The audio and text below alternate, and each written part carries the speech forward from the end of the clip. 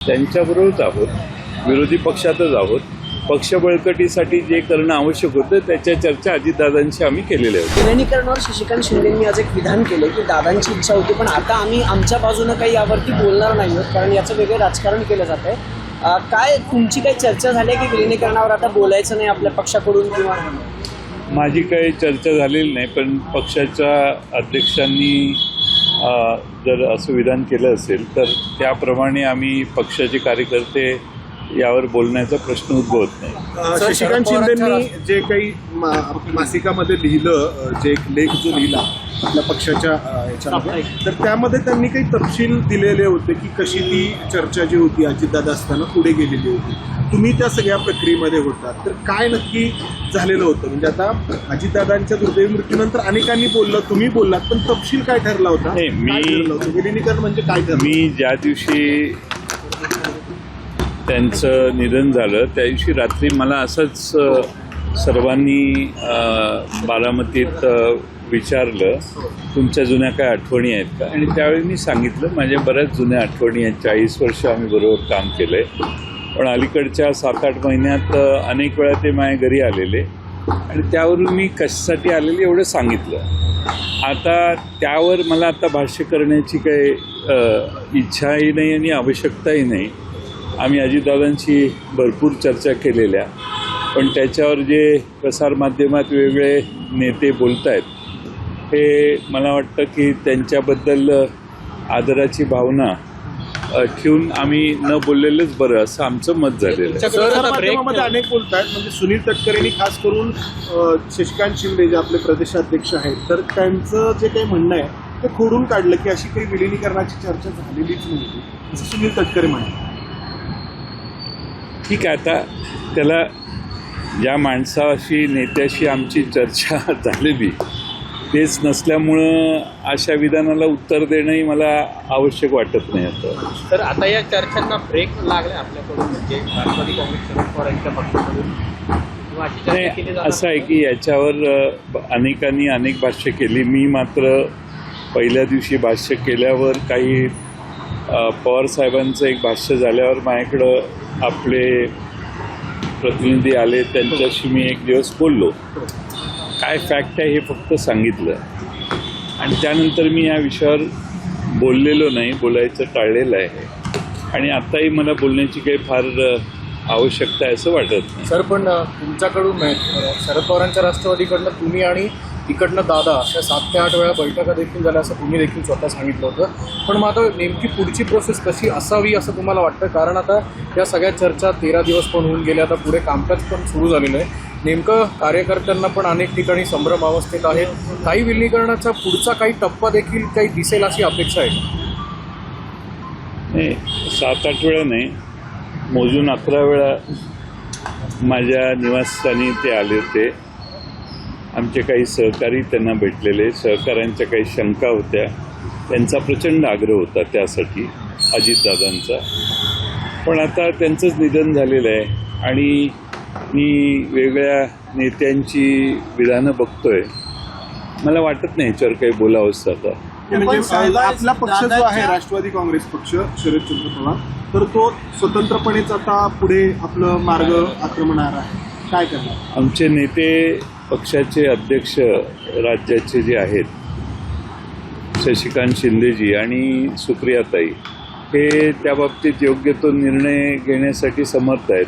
ते जे निर्णय घेतील त्याप्रमाणे पुढची पावलं पडतील. पण पक्ष म्हणून आमचं अस्तित्व आहेच, त्यामुळे पक्ष काही बंद पडलेला नाही, पक्ष व्यवस्थित चालू आहे. नाही, तो विषय वेगळा आहे. पक्षाचं कामकाज तर चालूच आहे.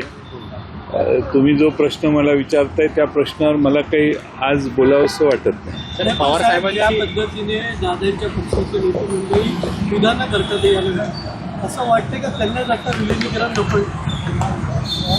ते आता महाराष्ट्रातल्या जनतेने आणि राष्ट्रवादीच्या कार्यकर्त्यांनी आणि दोन्ही बाजूच्या आमदारांनी निष्कर्ष काढायचा आहे. सर, 17 तारखेला काही आपली बैठक मला वाटून काय उपयोग आहे? मला जे मी तपशिलात चर्चा केलेला माणूस आहे, मी सगळ्या चर्चा जर सांगितल्या तर न सांगितलेलंच बरं आहे. पण असं म्हणजे आता जो राष्ट्रवादी काँग्रेस अजितदादांच्या नेतृत्वाखालचा पक्ष होता तो भाजपसोबत सत्तेमध्ये आहे. तर आपलं विलिनीकरणाची जेव्हा चर्चा सुरू होती तेव्हा आपणही सत्तेमध्ये सहभागी होणार असं काही ठरलं होतं? मंत्रिपद राज्यामध्ये, केंद्रामध्ये असं काही ठरलं होतं? असं आहे की आता चर्चाच नाही तर या उपप्रश्नांना उत्तर कसं द्यायचं. आता आमच्या पक्षाध्यक्ष शशिकांत शिंदेंनी सांगितलेलं आहे की यावर आता काही तुम्हीच मला प्रश्न विचारता तुम्ही, त्यामुळे तुम्ही मला मदत केलेली आहे.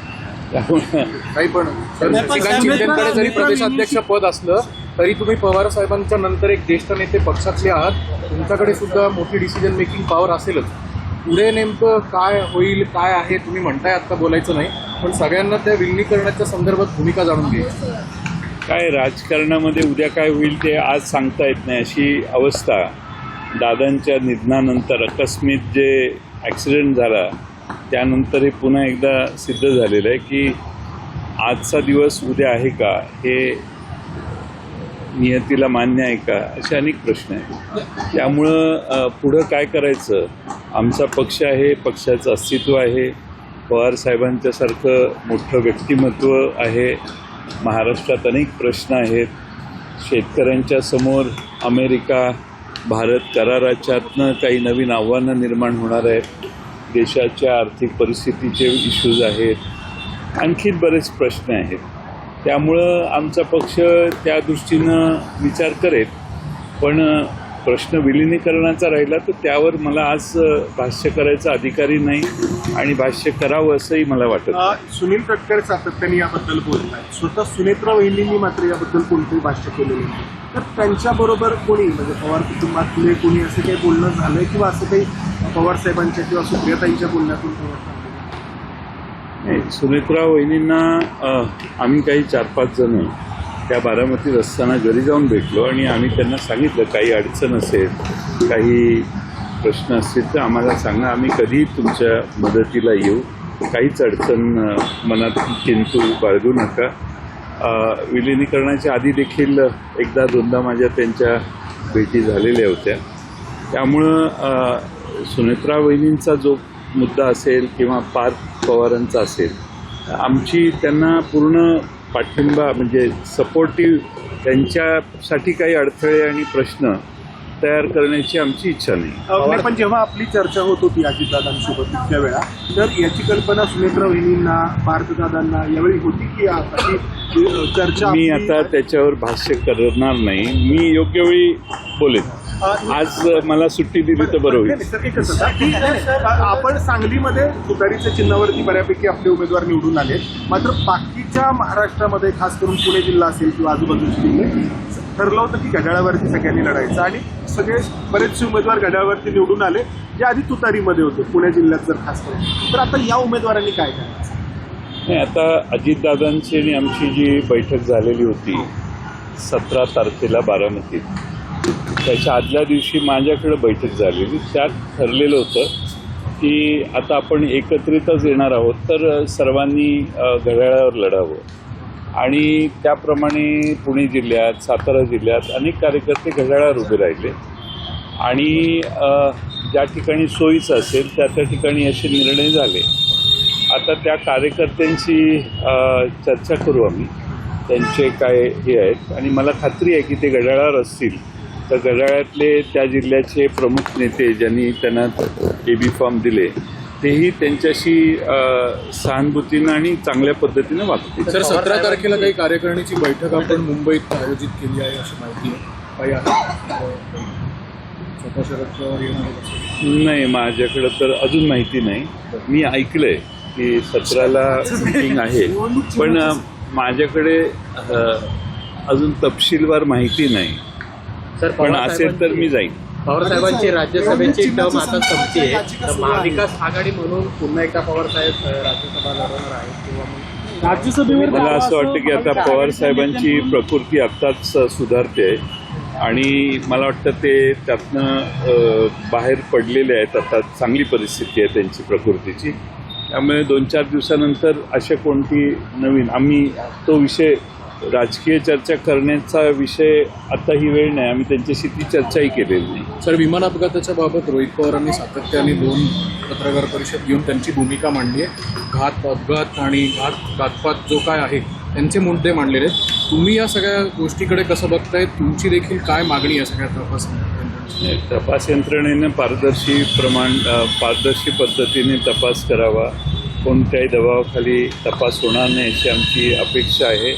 रोहित पवार यांनी जे मुद्दे मांडलेले आहेत त्या मुद्द्याच्या अनुषंगाने देखील तपशिलात चौकशी ही होईल अशी आमची अपेक्षा आहे. सर, तुम्ही म्हणताय की आत्ता तुम्हाला बोलायचं नाही आहे या सगळ्यावर, पण वैयक्तिक जर विचारलं तुम्हाला तर विलिनीकरणासाठी तुम्ही देखील सकारात्मक अजूनही आहात? होईल का नाही होईल हा पुढचा भाग, पण व्हावं अशी तुमची इच्छा आहे? नाही, विलिनीकरणासाठी मी आणि दादा दोघंही सकारात्मक होतो. माझी तर भूमिका तेव्हाही तीच आहे आणि आजही तीच आहे. विलिनीकरण झालं तर आमचा पक्ष चांगल्या पद्धतीनं महाराष्ट्रातल्या अनेक कार्यकर्त्यांना सगळ्यांना न्याय देऊ शकेल अशी आमची धारणा आहे. आणि त्यासाठी तर अजितदादांची आणि आम्ही चर्चा केलेली होती. आत्ता अडथळा कशामुळे आणि ही चर्चा अजितदादांच्या इनिशिएटिव्हने सुरू झालेली होती. सत्य सहभाग होणार होतात का? ते त्या तपशील तोपर्यंत मी तुम्हाला सांगितलं ना की मी नंतर बोलेन याविषयी योग्य वेळी. मला आपलं मगाशीच ठरलं ना की ह्याच्या पलीकडे तुम्ही मला विचारायचं नाही आणि मी तुम्हाला सांगायचं नाही. आपला पक्ष आता विरोधी पक्ष आहे, विरोधात आहे, तर अशी विरोधी पक्ष म्हणून वाटचाल कायम आहे. आम्ही विरोधी पक्षातच आहोत. हो, म्हणजे इथून पुढे तशीच कायम राहणार. असं आहे की विरोधी पक्षात आम्ही अनेक ठिकाणी काँग्रेस आणि उभाठा, उद्धव ठाकरे साहेबांचा पक्ष आणि आम्ही एकत्रित निवडणुका लढवलेल्या आहेत. आजही काल जिल्हा परिषदेच्या निवडणुका माझ्या सांगली जिल्ह्यात उद्धव बाळासाहेब ठाकरे पक्षाचे एक सदस्य आमच्यावर निवडून आलेले आहेत. त्यामुळं आम्ही त्यांच्याबरोबरच आहोत, विरोधी पक्षातच आहोत. पक्ष बळकटीसाठी जे करणं आवश्यक होतं त्याच्या चर्चा अजितदादांशी आम्ही केलेल्या होत्या.